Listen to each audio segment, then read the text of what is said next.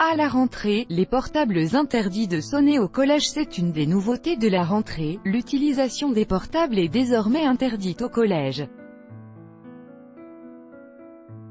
Si de nombreux établissements les bannissaient déjà, la loi vient combler un vide juridique mais ne pourra régler tous les problèmes liés au smartphone.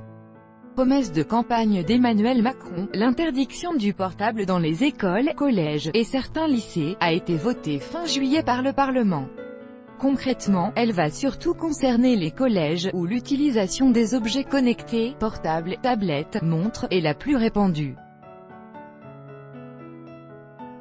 Il y aura seulement des exceptions, pour des usages pédagogiques, laissés à l'appréciation de chaque établissement, ou pour les enfants handicapés. Aux établissements de choisir la modalité d'interdiction, en imposant d'éteindre le portable, ou en installant des casiers pour les déposer à l'arrivée au collège, a rappelé le ministre Jean-Michel Blanquer mercredi. Pour se conformer à la loi, Jean-Noël Taché, principal d'un collège dans l'Aveyron, a dû réécrire le règlement intérieur de son établissement avant la rentrée. Jusqu'à présent, le portable était interdit dans les classes mais autorisé dans la cour de récréation.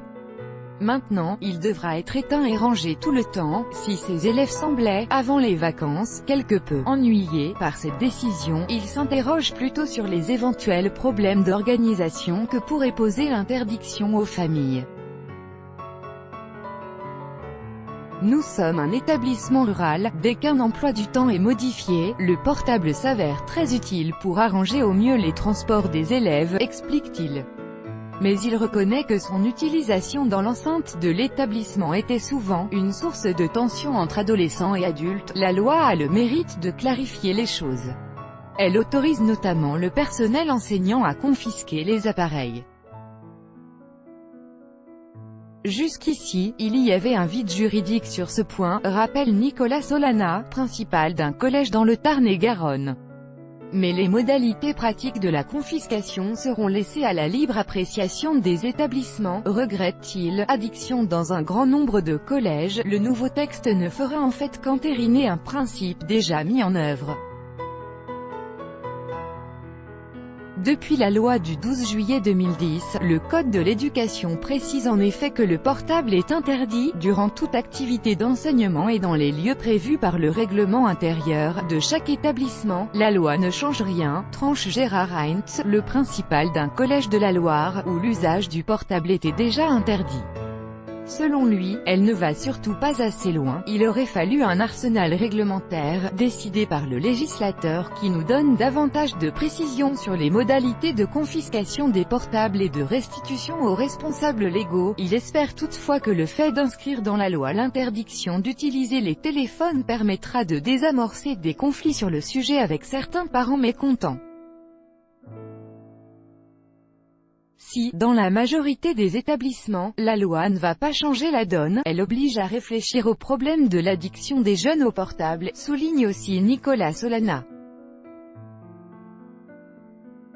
Plus de 8 jeunes sur 10 âgés de 13 à 19 ans possèdent un smartphone, selon la dernière édition, 2017, de l'étude annuelle Junior Connect menée pour le compte de Bayard, Milan et Disney Hachette Presse. L'interdiction ne va pas changer fondamentalement notre quotidien mais c'est une façon d'alerter le public sur certaines dérives, souligne Pierre Fournier, principal dans l'Hérault. On aura moins de soucis au sein de l'école, espère-t-il. Reste que tous les problèmes liés à l'utilisation des portables, allant parfois jusqu'au cyberharcèlement, ne pourront être réglés par la loi. Selon moi, la principale dérive est l'usage que font les jeunes des réseaux sociaux sur leur smartphone, juge Christophe Thomassin, à la tête d'un collège en Charente. Or la loi instaure à la fois de la prévention et de la répression, mais il manque, selon lui, un volet éducation au bon usage des téléphones portables. Tout droit de reproduction et de représentation réservé, copyright 2018, Agence France Presse.